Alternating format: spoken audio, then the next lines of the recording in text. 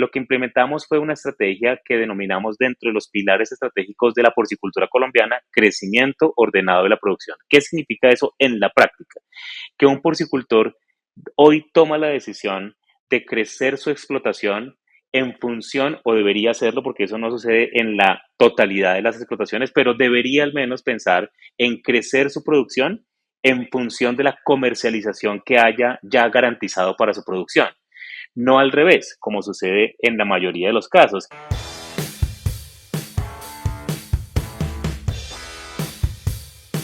Bienvenidos a un episodio más de Cerdocast. En esta ocasión tengo la suerte de presentarles a Jeffrey Fajardo. Siempre pido que para los que no conocen a los invitados hagamos una breve presentación, que nos cuentes un poquito tu trayectoria y el rol que estás desempeñando en la actualidad.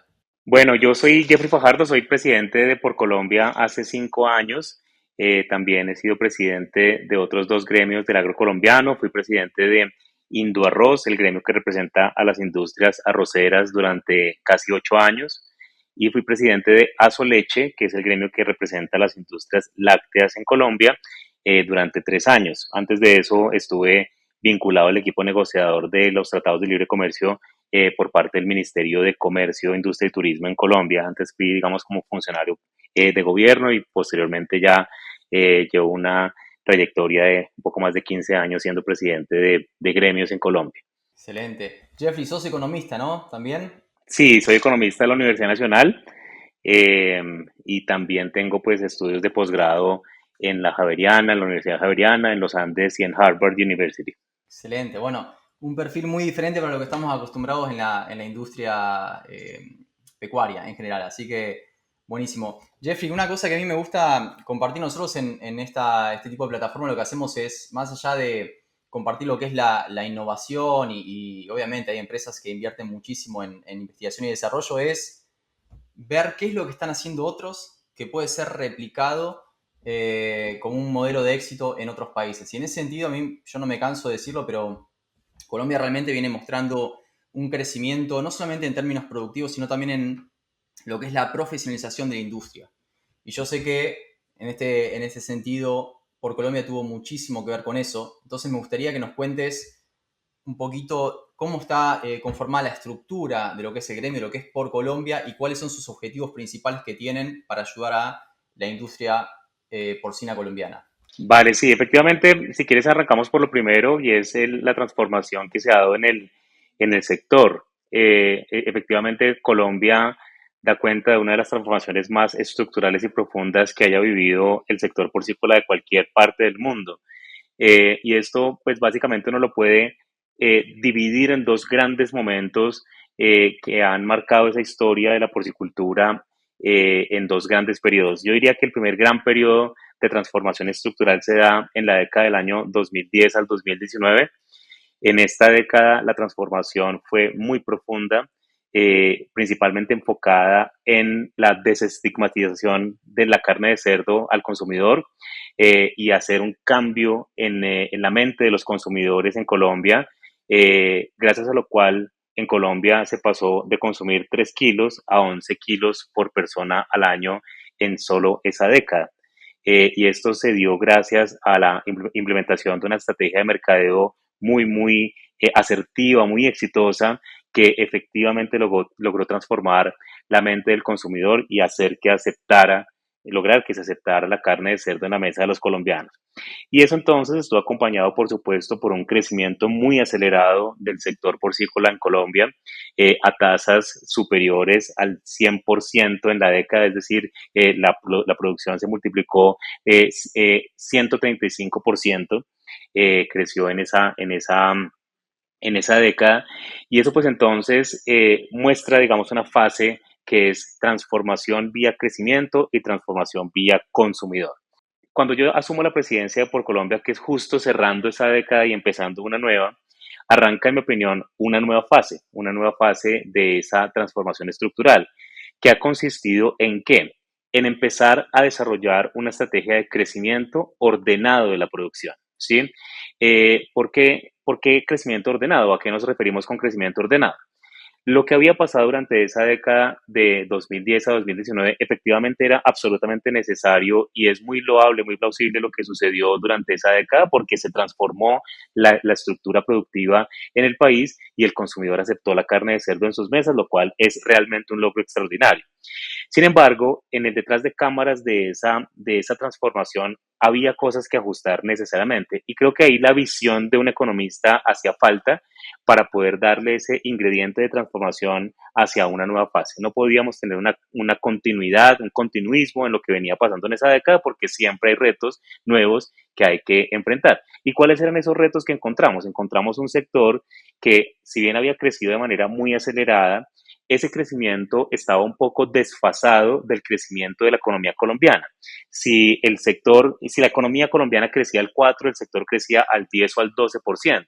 Si la economía colombiana crecía al 3, el sector crecía al 10, al 11%.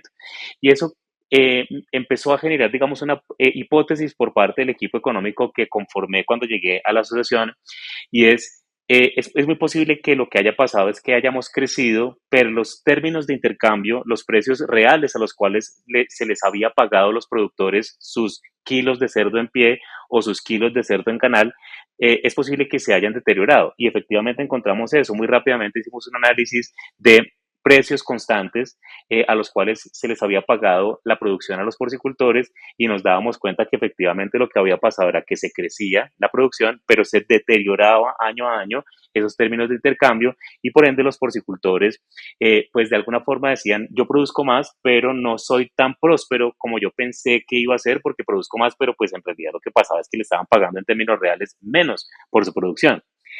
Entonces encontramos eso, pero encontramos también que la velocidad del crecimiento de la producción porcícola colombiana era menor que la velocidad que había asumido las importaciones de carne de cerdo. Quiere decir, el sector crecía, pero crecían más las importaciones.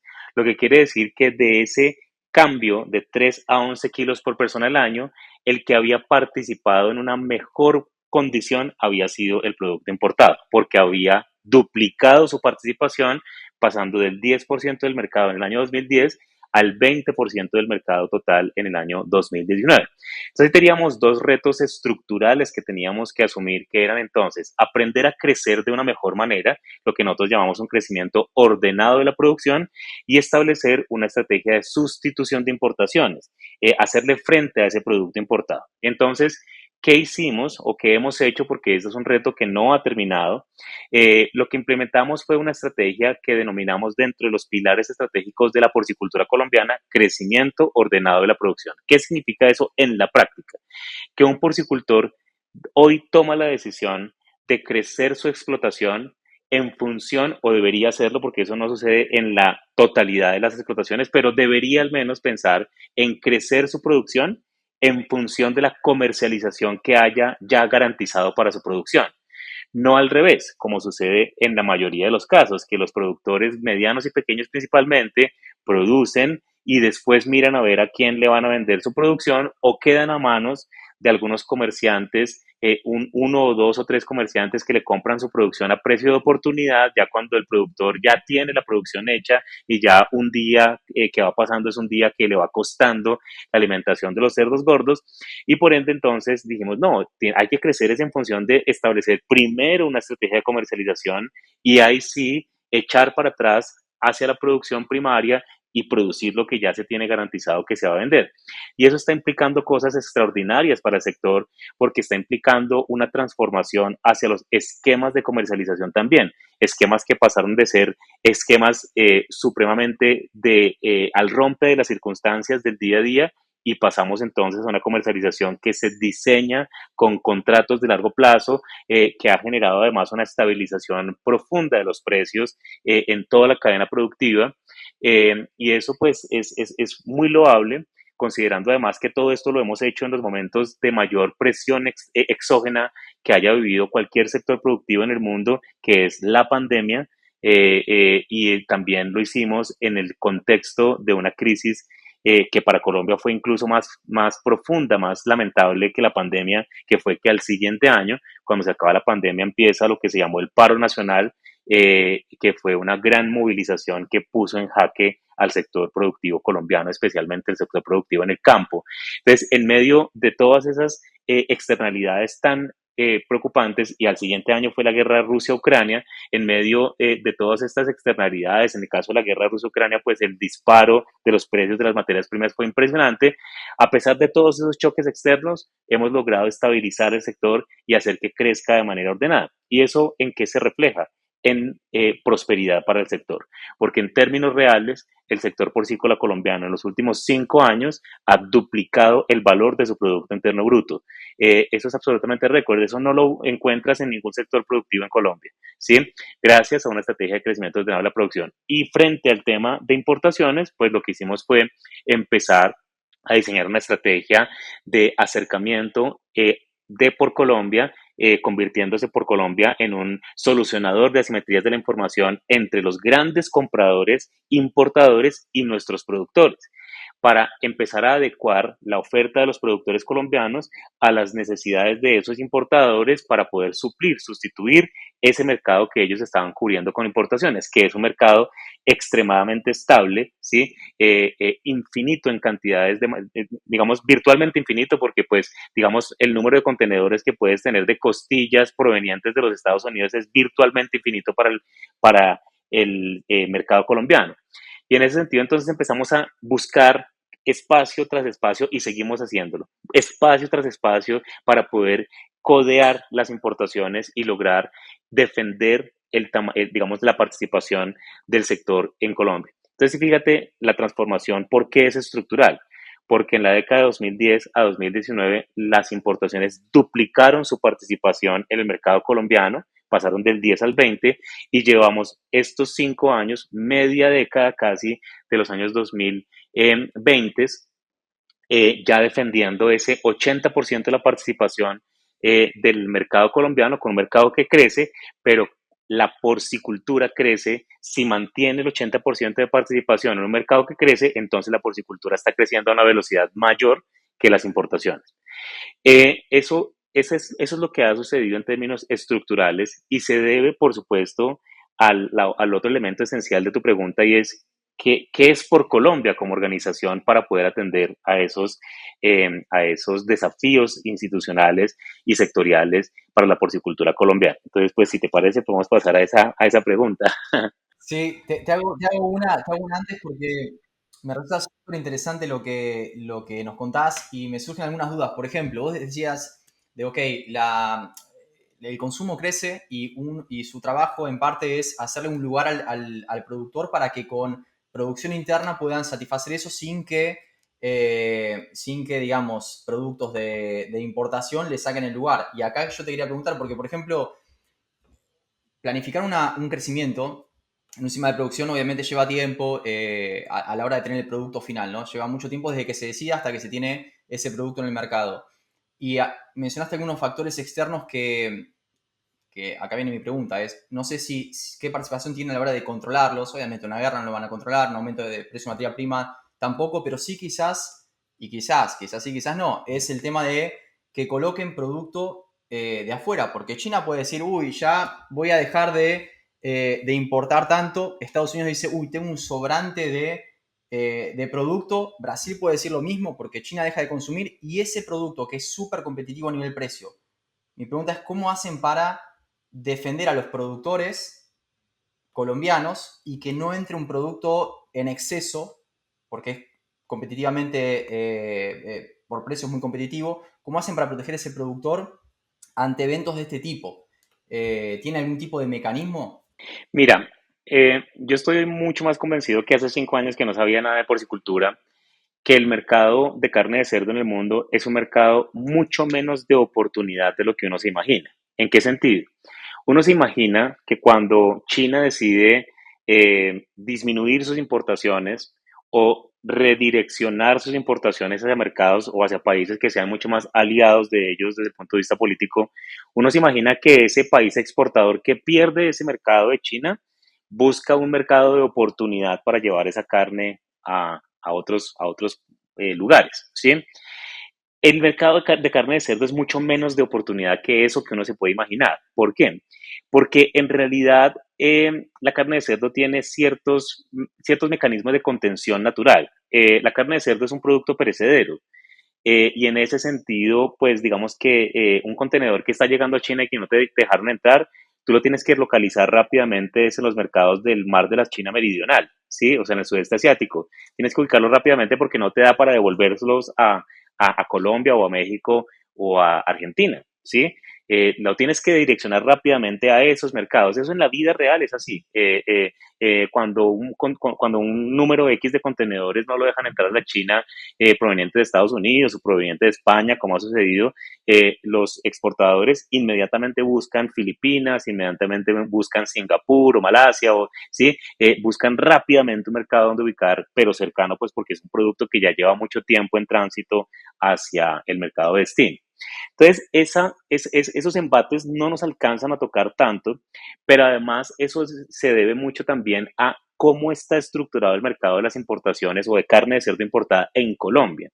El mercado de carne de cerdo importada en Colombia es un mercado que principalmente abastece los canales institucionales como el canal Oreca. O sea, el canal de hoteles, bares, restaurantes, ¿sí? Los hoteles son muy estables en sus importaciones. Ellos planifican prácticamente su importación, o sea, su necesidad de abastecimiento de carne durante todo el año la tienen perfectamente monitoreada y previsible, ¿sí? De manera que no es que porque le sobró carne de cerdo a Estados Unidos, entonces, ¡pum!, llega el doble de carne de cerdo a esos hoteles. No, no hay, digamos, tampoco prácticas en las que llegue esa carne de cerdo al mercado al rompe en famas o en expendios, ¿sí? Eh, Puede que sí llegue, pero no en unas cantidades, digamos, que sean extraordinariamente apocalípticas. Yo creo que es todo lo contrario incluso.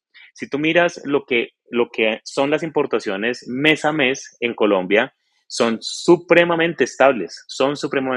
Y eso nos indica algo, que los importadores han garantizado previamente ese mercado. ¿Sí?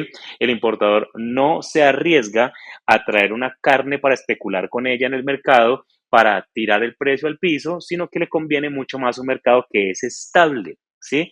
Y eso ha tenido un impacto dramático en el sector porcícola colombiano. Si tú coges y si tú vas a los porcicultores o a las empresas porcícolas en un ranking del mayor al menor y consideras que las importaciones fueran como si fueran una sola empresa, las importaciones serían la empresa más grande de porcicultura del país, ¿sí? Estarían por encima de la número uno en Colombia en producción.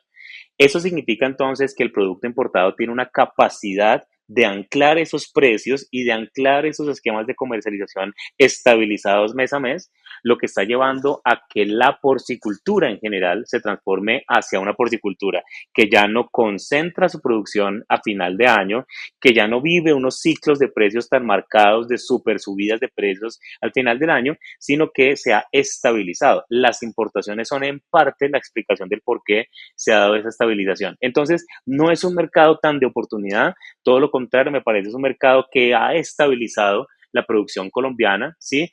Pero por supuesto que eso significa que nosotros no podemos bajar la guardia frente a esa amenaza, porque nada sacaríamos con tener un super gremio como es por Colombia, si en 10 años no hay producción colombiana o la producción colombiana suple en 10 años solamente la mitad del mercado colombiano. Eso sería de alguna forma lamentable, ¿sí? Eso es algo indeseable.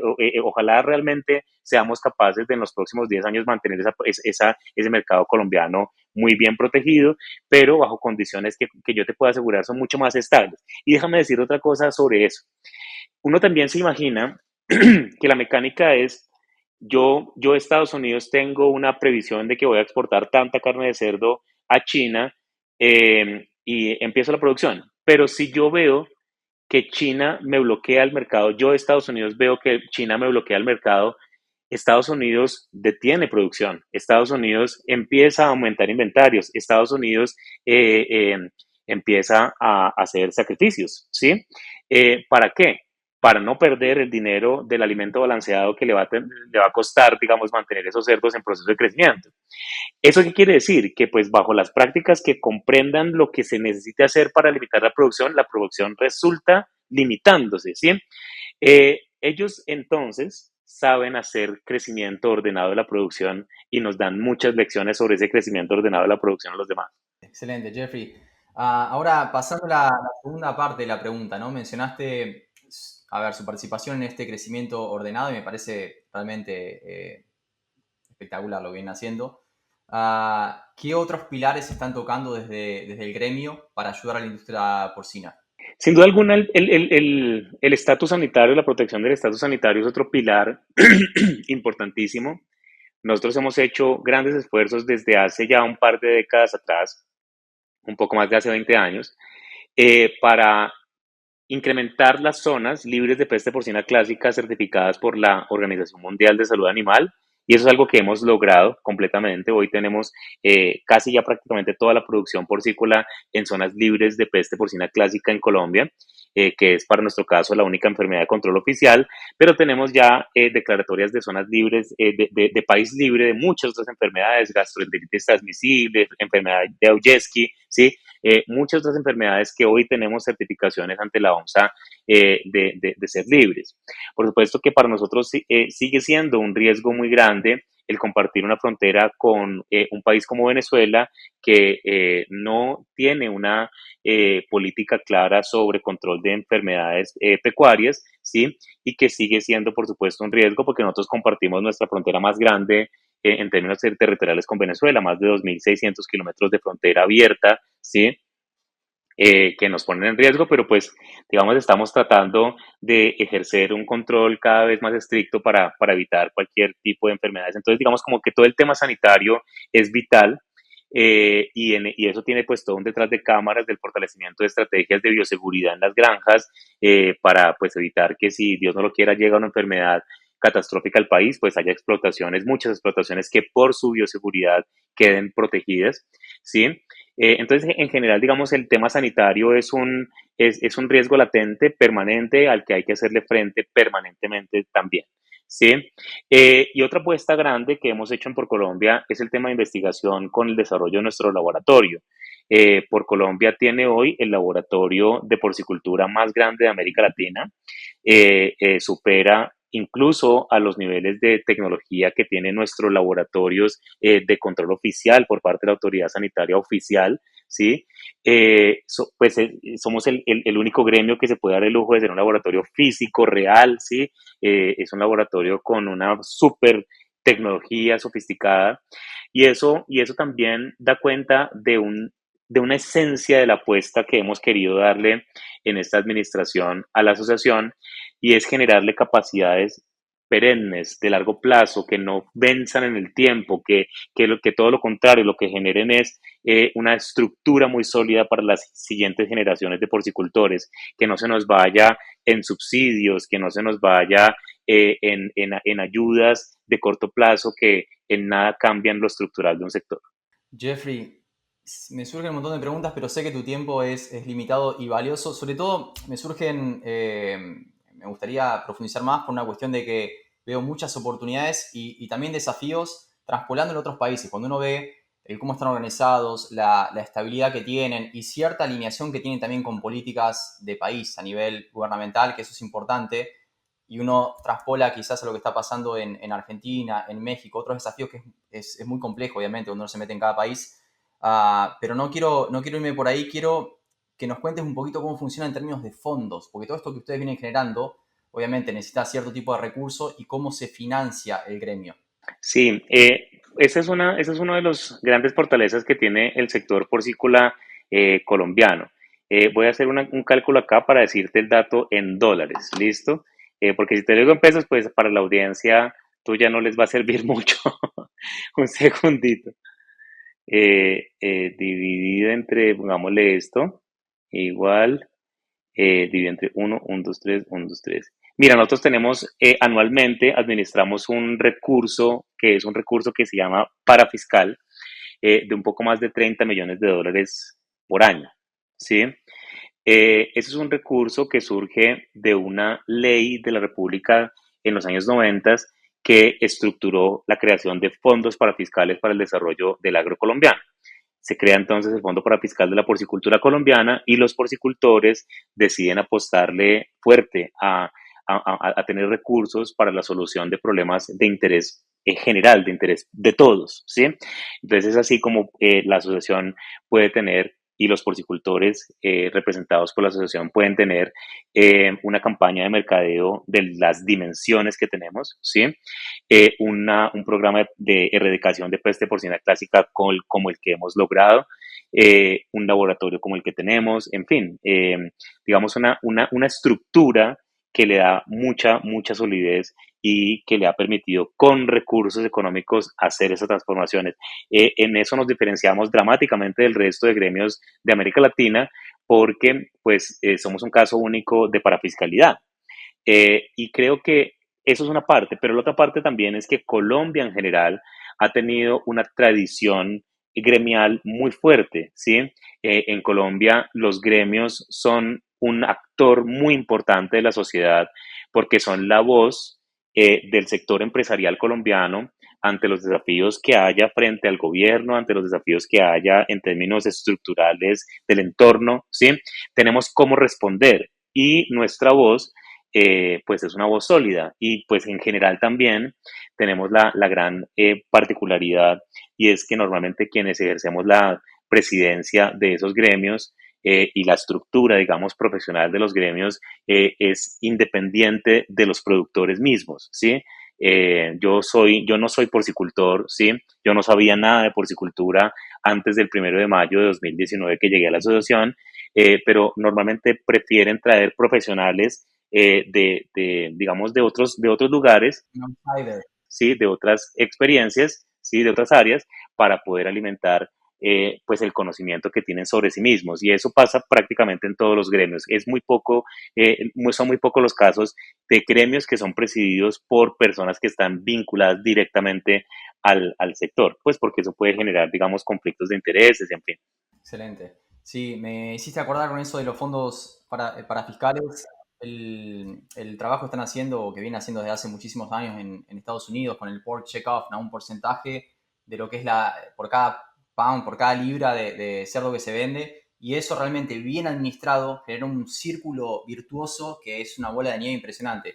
Básicamente allá se usa para lo que es promoción del consumo de la carne, pero también lo que es investigación y extensión, y bueno, es un mecanismo que funciona muy bien.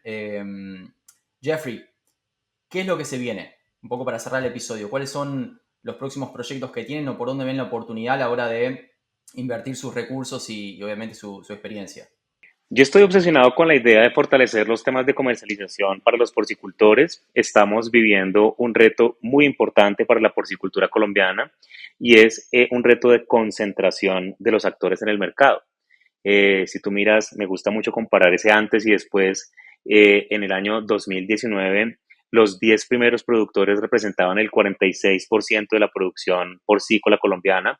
Este año vamos a cerrar muy seguramente con que esos 10 representan el 56% de la producción porcícola colombiana. Eso quiere decir que los 10 primeros de más de, eh, más de 2.500 porcicultores, los 10 primeros representarán al final de este año ya 10% más, 10 puntos porcentuales más que hace 5 años, ¿sí?